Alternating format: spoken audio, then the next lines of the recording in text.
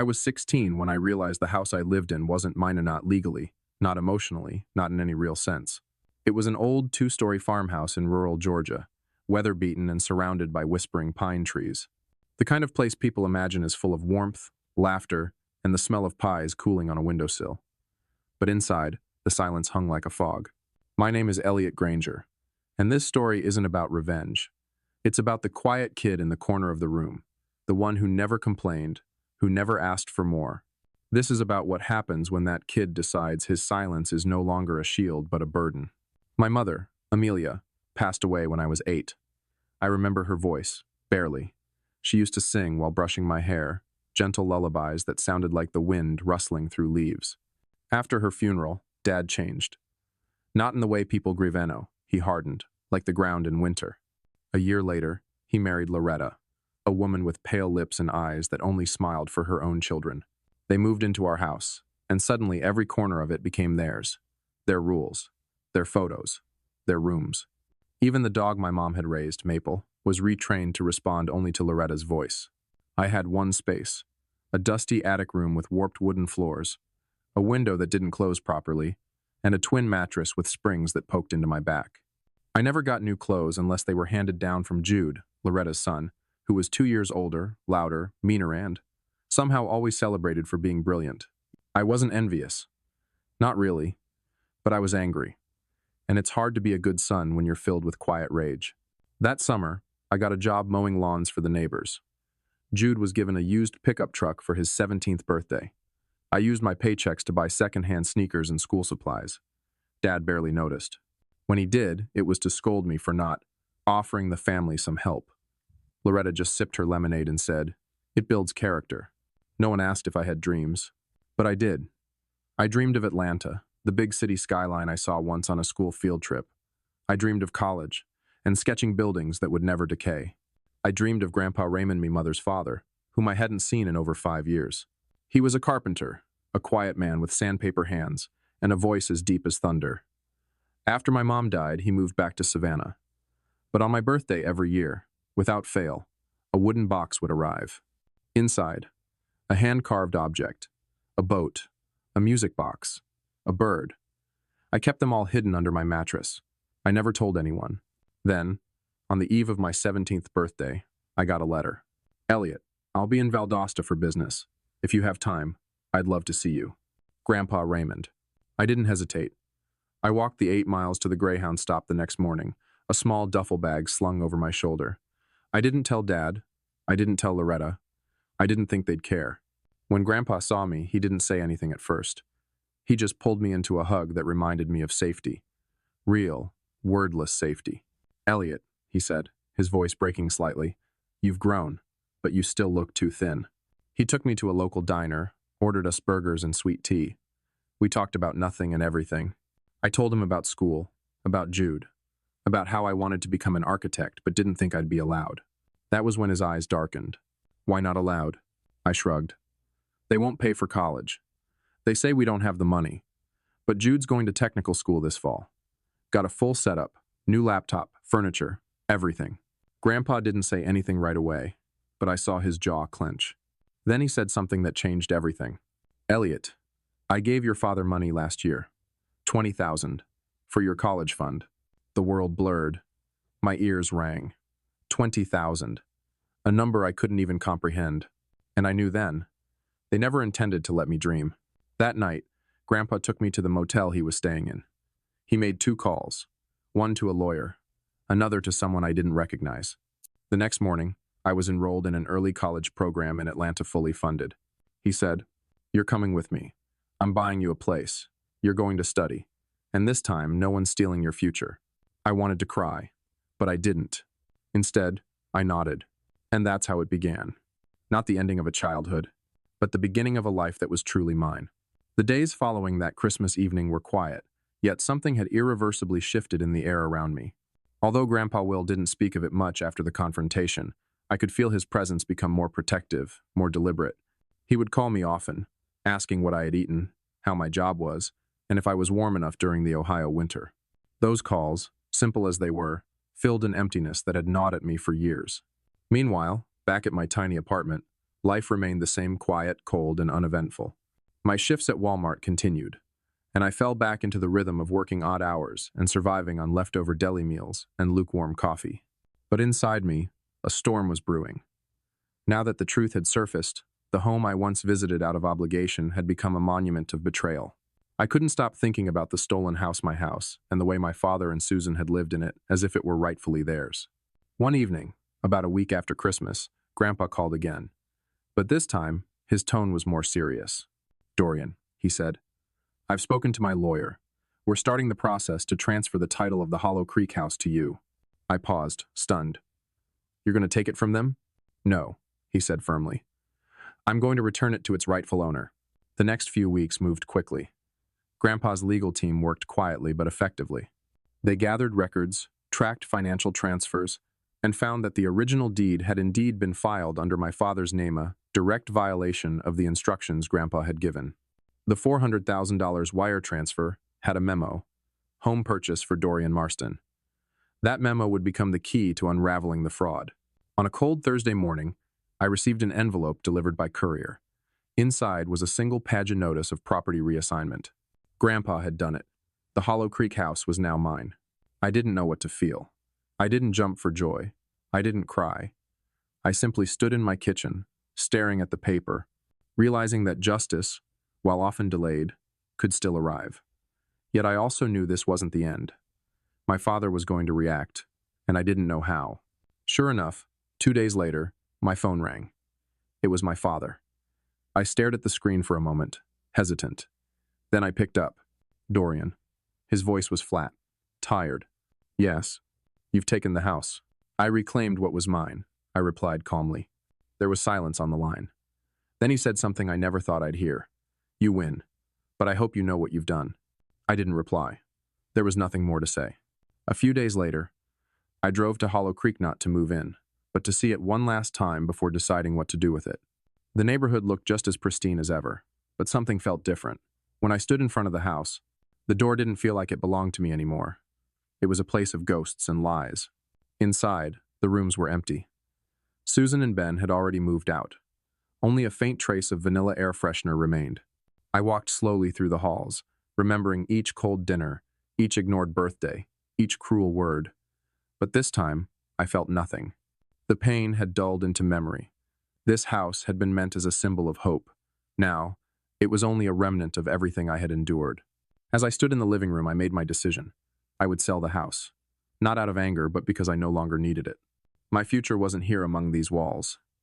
It was in Chicago, with Grandpa, where I could finally start over. Back in Chicago, I showed the property reassignment papers to Grandpa. He read them slowly, then looked at me with steady eyes. "You made the right choice," he said. "Let go of that house. Let it be a chapter you finished." We began the process of listing the Hollow Creek house for sale. Grandpa's team found a real estate agent, and within weeks, we had multiple offers. The market was still hot, and the house was well maintained. When the sale closed, the amount wired into my account exceeded $470,000, more than enough to pay for my college tuition, with savings left over. I decided to finally chase the dream I had shelved for years, civil engineering. Grandpa encouraged me to apply to universities in Chicago. With his help and the money from the house, I enrolled in a program that started the following fall. My days became filled with lectures, study sessions, and site visits. I found the classes both challenging and fascinating. The physics of buildings, the math behind stability, and even the art of architectural planning it all thrilled me. There was something poetic about learning to build strong structures after spending years picking up the pieces of my broken past. But healing isn't linear. One night, after studying late at the campus library, I walked back to Grandpa's mansion under falling snow. As I stepped inside, the warmth hit me, and for a moment I froze. I suddenly remembered all the winters I had spent freezing in the attic, hearing laughter from downstairs where I was never invited. It rushed back in waves, the injustice, the loneliness, the hunger. Grandpa saw it in my eyes. "Sit," he said, handing me a mug of hot cocoa. "The past doesn't vanish overnight, Dorian, but every day you live better is a victory. Let it be a scar, not a wound." That spring, something unexpected happened. I received a letter addressed to me from Ohio. The handwriting was Ben's. Inside was a folded piece of notebook paper, messy and stained. Hey, Dorian, it began. I don't know if you'll read this, but I want to say I'm sorry for everything.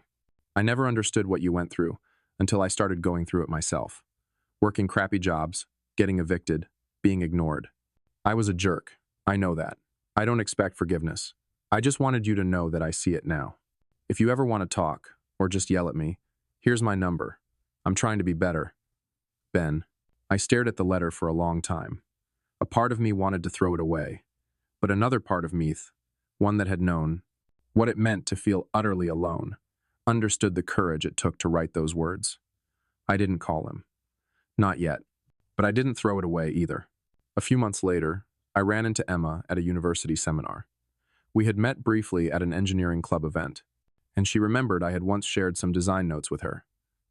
This time we sat together and talked for hours afterward about structures, but also about family, dreams, and disappointments. Emma became a constant. She didn't pry about my past, but made me feel seen. She liked the way I over-explained things, and I liked the way she never made me feel like I needed to be more than I was. By my second year, I had earned the respect of professors and peers alike. I led a project designing a green-friendly pedestrian bridge. Our team won a grant to prototype it. Grandpa showed up to our presentation wearing a proud grandpa of an engineer t-shirt.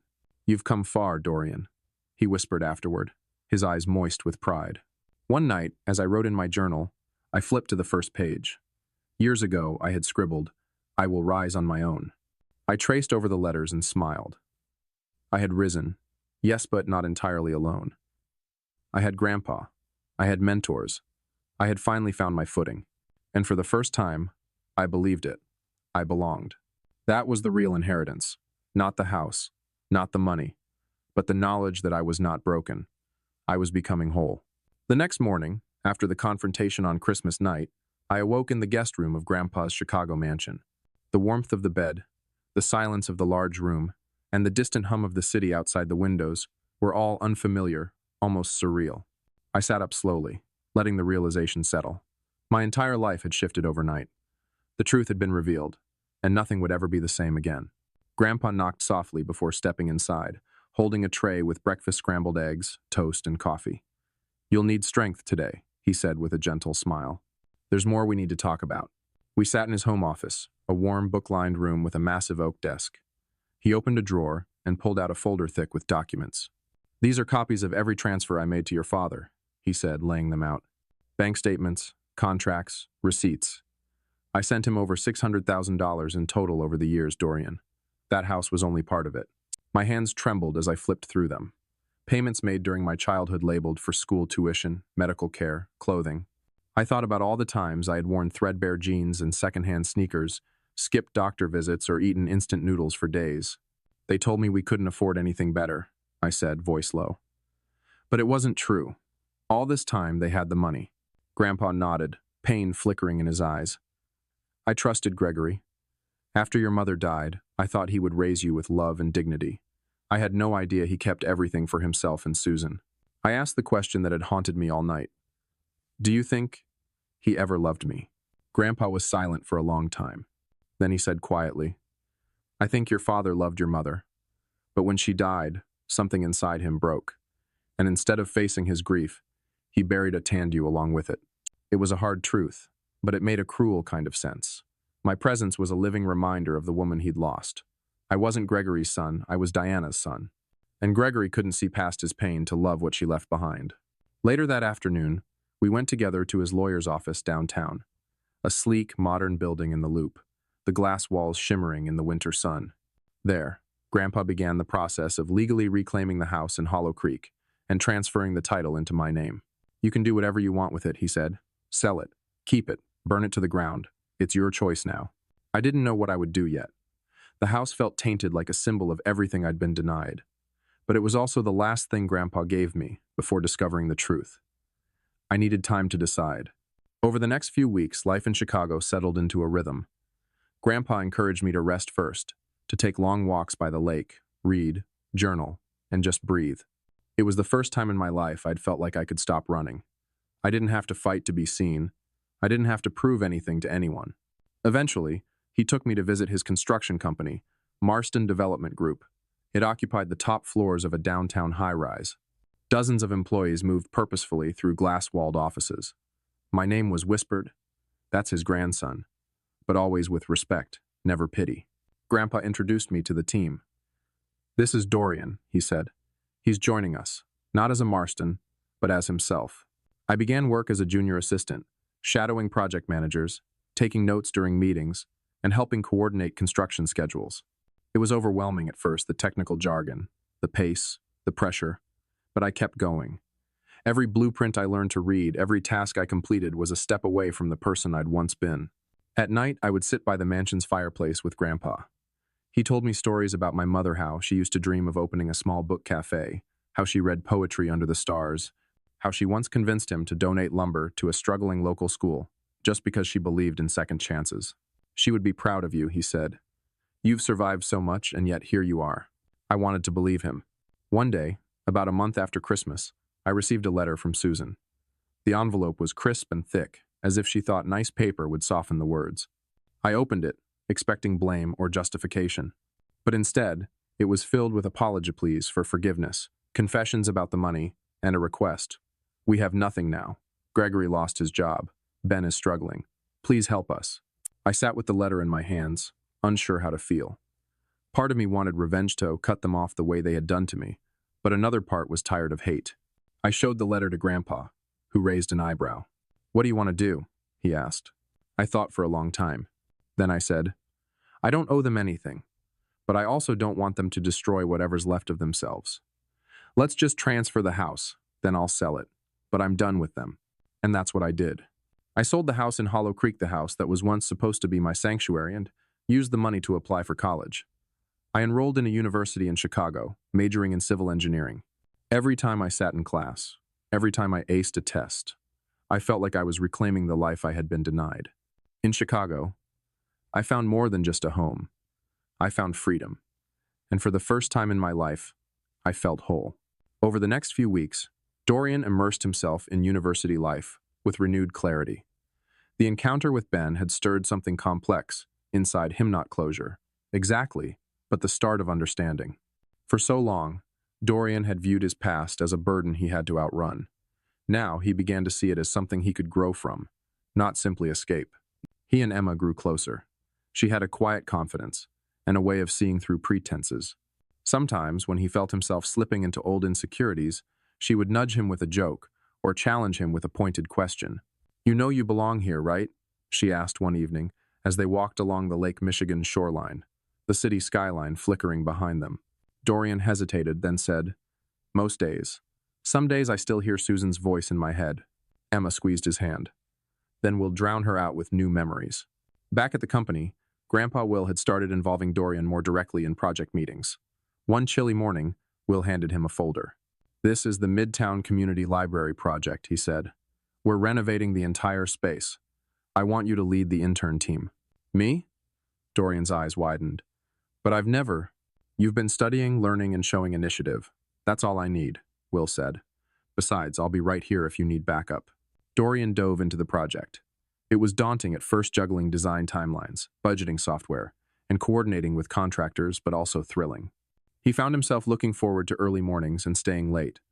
Slowly, his colleagues began to treat him not as the boss's grandson, but as a competent team member. One weekend, Dorian and Emma visited a local children's shelter as part of a student volunteer program. As they painted murals on the walls and assembled shelves for donated books, Dorian caught sight of a boy sitting alone in the corner. The boy reminded him of himself, quiet, cautious, watching the world from the margins. Later, Dorian sat beside him and offered a snack. What's your name? He asked. Ty, the boy whispered. You like to draw, Ty? Dorian handed him a pencil. When I was your age, I drew buildings, big ones. Now I get to help build them. Ty looked up, wide-eyed. Really? Yep. And you can too. One day if you want to. That small moment lingered in Dorian's mind for days. He wrote about it in his journal. I thought I was building a life for myself. Maybe I'm also building hope for someone else.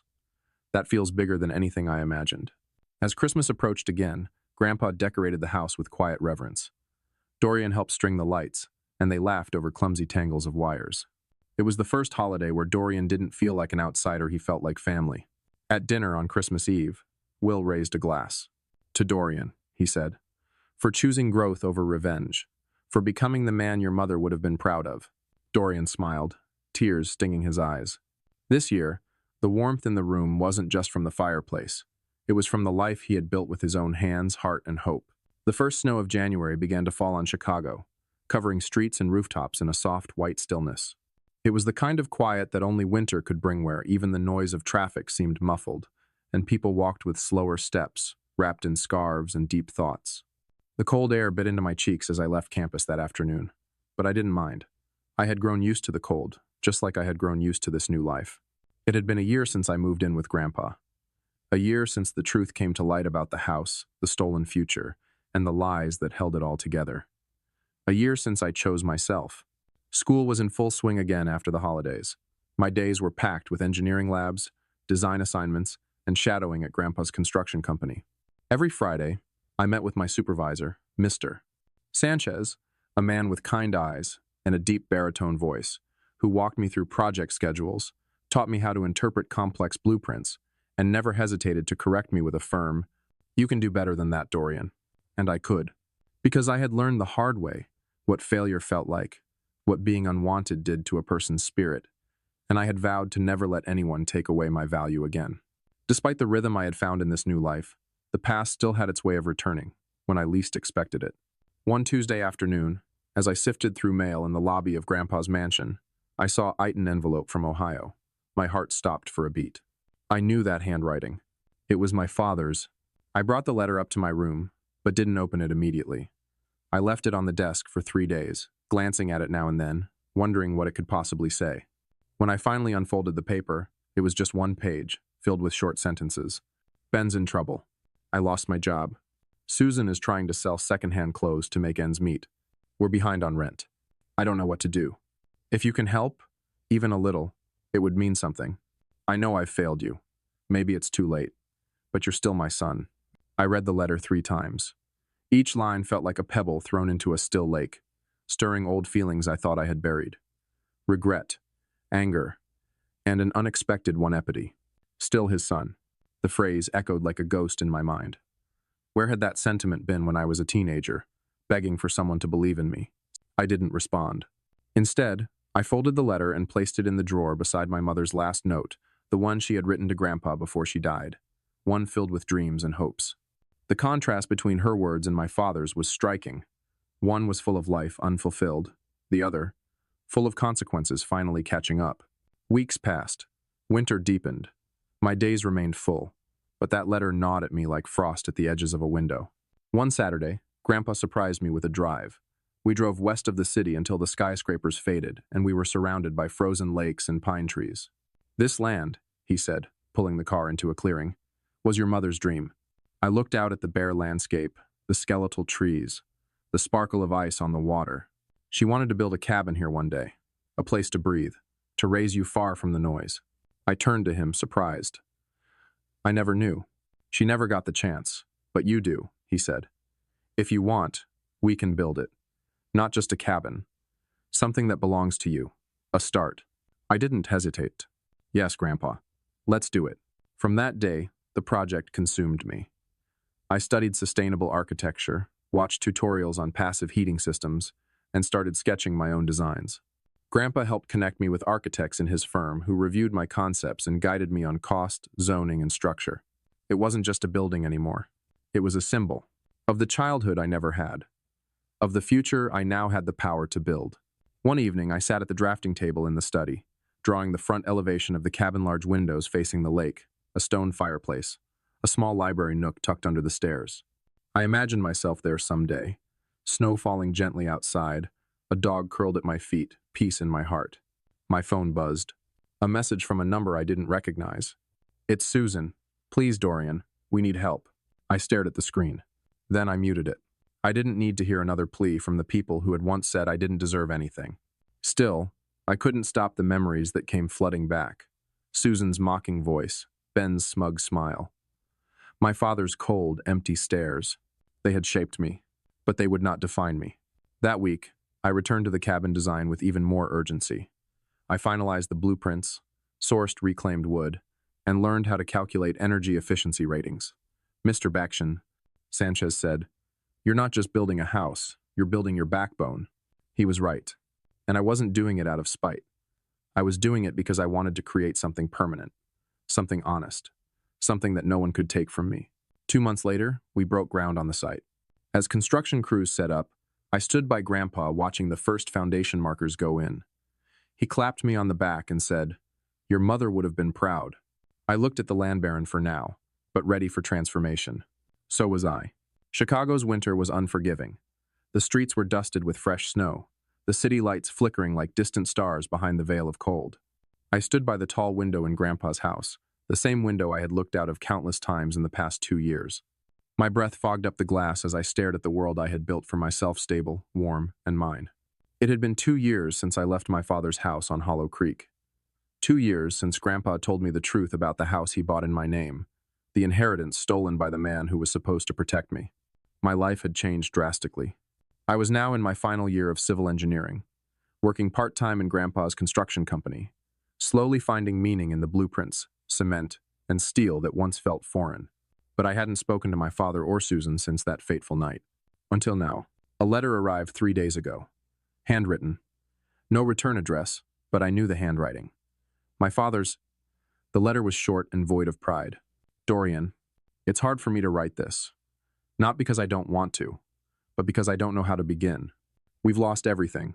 The money, the house. Susan left. Ben is gone. I made mistakes, son, terrible ones. And I'm paying for them every day. I understand if you never want to see me again. But if you could spare a moment, I'm at the shelter on 4th and Mason. Gregory." I read it 3 times. Then I folded it slowly and placed it back into its envelope, unsure of what to feel. I didn't go to see him immediately. I let days pass, hoping the letter would fade from my mind like an old bruise. But it didn't. It pulsed in my memory. Every time I passed the construction site near Mason Street. Every time I sat with Grandpa, and he looked at me with quiet concern but never pride. On a rainy Thursday, I finally went. The shelter was a crumbling brick building, sandwiched between a laundromat and a pawn shop. The wind howled through the cracked windows, and the stale scent of old fabric and damp concrete clung to the walls. Inside, I found him sitting at a folding table, hunched over a paper cup of black coffee. He looked older, not in the graceful, silver-haired way Grandpa did, but like time had ravaged him, hollowed him out. His coat was too big. His hands trembled. He looked up. "Dorian." I didn't speak. I sat across from him, waiting. "I didn't think you'd come." I watched him closely. "Why now?" He took a deep breath. "Because there's nothing left to hide behind anymore." He told me everything. The money Grandpa had sent over the years, all meant from used instead to fund Susan's lifestyle, Ben's toys, their vacations. He had convinced himself he was doing it for the family, that I was strong enough to survive without help, that Ben needed more. "I was wrong," he said simply. "You were the one who held yourself together. Not Ben, not me, you." I didn't reply immediately. My hands were folded in front of me. I had dreamed of this moment before, of finally hearing the truth. But now that it was here, it didn't bring satisfaction.